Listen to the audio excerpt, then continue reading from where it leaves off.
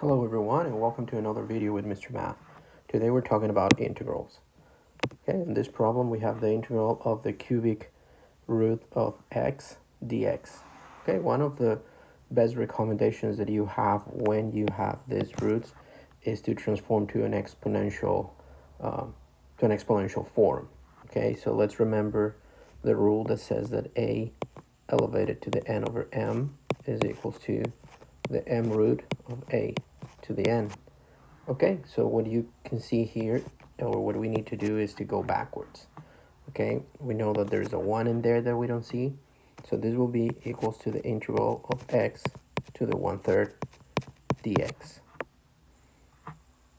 Okay, then once we have that, we can apply the properties for the integral, where we will add 1 to the exponent and we will divide by that.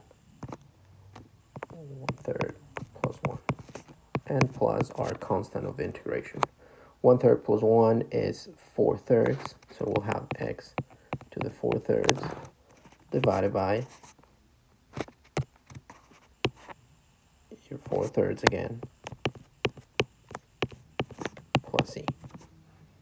And as a result, we'll have 3/4 x to the 4/3 plus c.